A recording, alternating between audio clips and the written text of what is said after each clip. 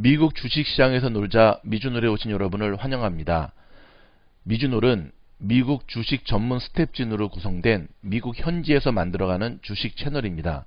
미국과 한국에서 주식을 처음 시작하시려는 주린이에서부터 미국 주식시장에서 우량주 중심으로 리스크 관리와 꾸준한 수익을 목표로 하는 분들을 환영합니다. 투자에 따른 모든 책임은 본인에게 있음을 기억하시면서 미주놀의 모든 영상은 참고만 하시기 바랍니다. 여러분의 성공을 기원합니다. 요즘 테슬라 주식 갖고 계신 분들 고민이 많으시죠. 이거 팔아야 되나? 어떤 뉴스 봤더니 반토막도 난다는데 가지고 가야 되나? 그분들에게 좀 도움이 될 수 있는 영상인 것 같습니다. 자, 먼저 기술적 분석을 드리기 전에 제가 테슬라라는 회사가 어떤 회사인가에 대해서 제가 한 가지 사진으로 먼저 보여드리도록 하겠습니다. 자, 지금 보여드릴까요? 짠! 자, 보십시오. 테슬라의 시가총액이 지금 무려 402조 달러입니다. 자, 감이 잘 안 오시죠? 그렇다면 테슬라 다음으로 돈이 많은 자동차 회사가 테슬라 등장 전까지는 제 기억 속에도 있는데요. 도요타가 세계 1위였어요. 자동차 시장에서. 근데 지금 도요타의 시가총액이 185조. 이미 토요타보다 2배가 높아요. 대박이죠. 그 다음에 세 번째로 돈이 많은 회사가 그렇죠. 여기 보시면 시가총액 기준으로 봤을 때 그죠. 폭스바겐이에요. 70조 달러. 우리가 늘 좋아하는 벤츠라든지 뭐 BMW 51조, 41조, GM 51조, 현대 34조.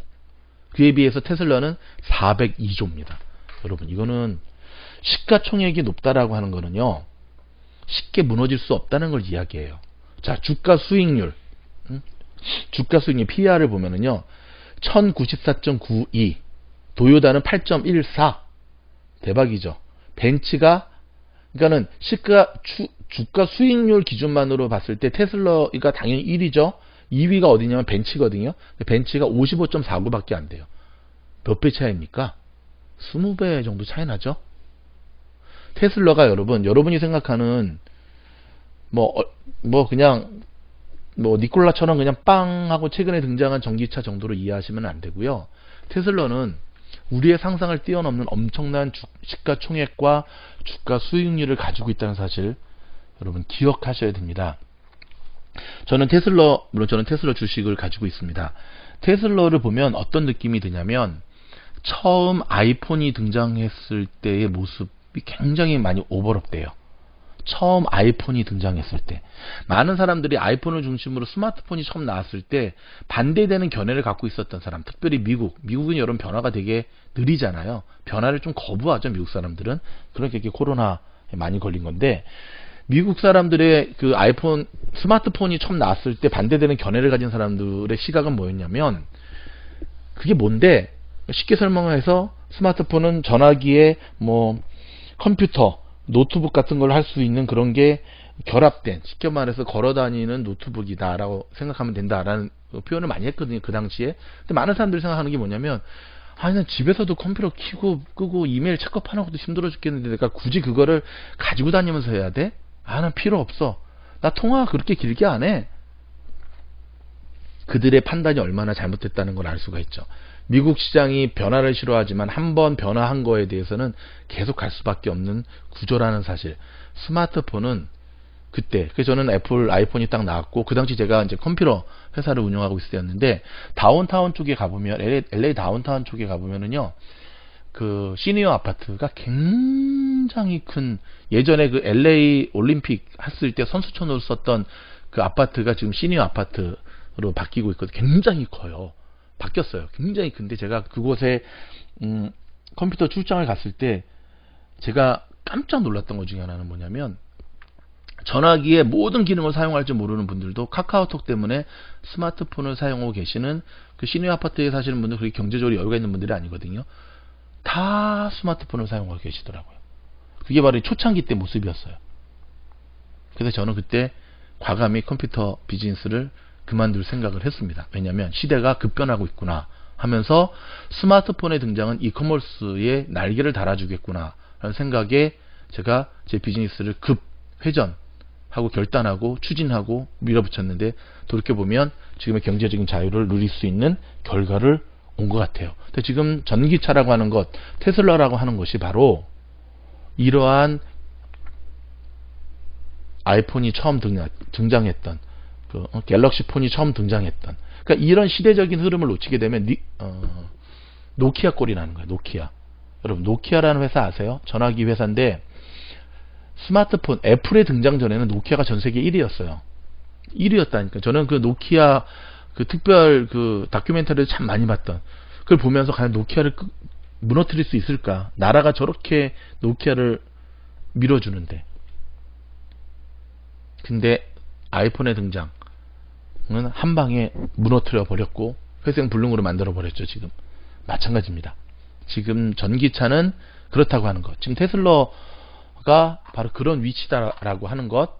하나 더 보여드리자면 테슬라를 비롯해서 전기차 회사들이 좀 있어요. 그쵸? 좀 있는데 대장주라고 보통 많이 표현을 하죠. 그러한 전기차 시장 중에서 선두그룹을 유지하는, 보면 그쵸? 브랜드만 좀 보여드릴까요? 이런 회사들이 지금 전기차, 니콜라도 하나 포함시켜 드리긴 했는데, 여기서 테슬라는 당연 선두를 달리고 있죠. 자, 그렇다면 지금 테슬라 주식을 갖고 계신 분들, 또 앞으로 테슬라를 사고자 하시는 분들 어떻게 해야 될까요? 일단 제가 기술적 분석을 좀 먼저 해드리도록 할게요. 첫 번째는, 그럼 좀 제가 차트 분석을 좀 했으니까 이 차트 분석을 좀 하면서 보여드릴 텐데요. 첫 번째는 일봉 차트의 모습을 좀 보여드리도록 하겠습니다. 지금 이 일봉 차트의 모습을 보여주고 있거든요. 자, 돌아오는 주가 10월 26일부터 시작되는 한 주가 테슬라한테서는 굉장히 중요한 터닝 포인트의 시점이라는 거 먼저 기억하셔야 됩니다. 보면 굉장히 지금 많이 내려왔죠. 근데 이 테슬라 같은 경우는 지금 보면 상승 지지선을 정확하게 걸치면서 금요일날 끝났어요. 자, 다음 한 주 동안 과연 이 상승 지지선을 이탈하고 내려오느냐? 그러면 점점 이탈하고 내려오면 어떤 일이 벌어질까요? 당분간 더 쑥쑥쑥 떨어지겠죠. 또는 저 지지선을 근거로 해서 올라서느냐? 올랐으면 자, 동그란 저 오렌지 서클 보이시죠? 저 상승 동그라미 안으로 다시 들어오느냐가 이번 주의 관전 포인트입니다. 최근 지난 일주일 동안 테슬라는 정말 겁나게 내렸습니다. 쭉쭉쭉쭉 계속 내렸거든요. 근데 보면 제가 늘 이야기하죠. 내린 것보다 더 중요한 게 뭐다? 거래량이다. 볼륨이다.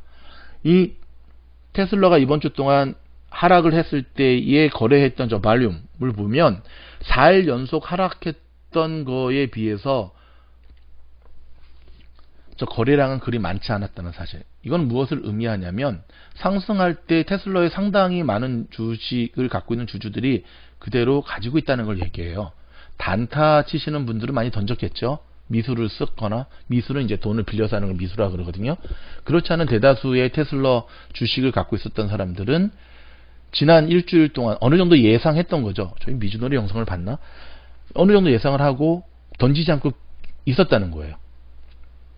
자, 이게 이제 일봉 차트고, 그 다음에 제가 또 한 가지 보여드릴 게 보면, 네, 테슬라의 분봉 차트입니다. 하루 동안에 이제 거래하는 모습을 보여줬던 분봉 차트인데요. 여기 딱 보시면 10월 23일 날 테슬라가 막판에 폭락을 했습니다. 그 이유가 뭐냐면 기사가 하나 터졌죠. 테슬라가 중국에 수출한 모델 S, 모델 X 3만 대를 리콜한다 라는 기사가 터지면서 이때 폭락을 했죠. 이렇게 쫙 폭락을 했습니다. 근데 그 다음 거를 주목을 하셔야 돼요.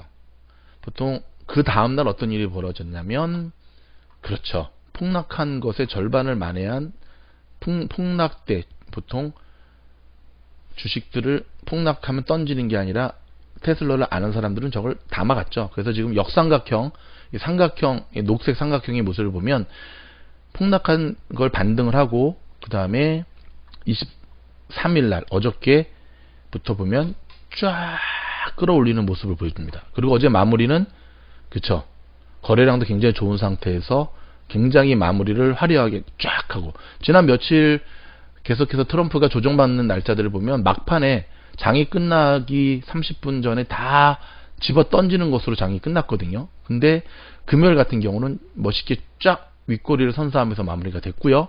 전반적으로 테슬라의 모습을 보면 여전히 꺾이지 않는 상승 추세의 모습을 보여주고 있어요.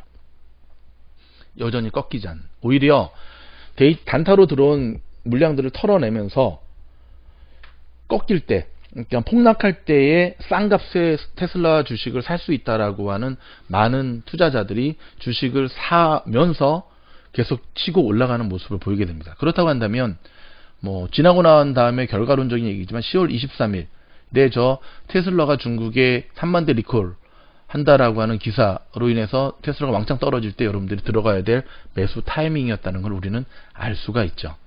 자, 이게 바로 이제 분봉 차트와 제가 지금 일봉 차트를 통해서 계속 보여드렸는데, 자, 지금 테슬라를 사라 마라는, 그러니까 성격 급한 분들은 그런 분들이 있는 것 같아요. 꼭 이런 영상 올리면 저희한테 개인 카톡으로 연락이 와요.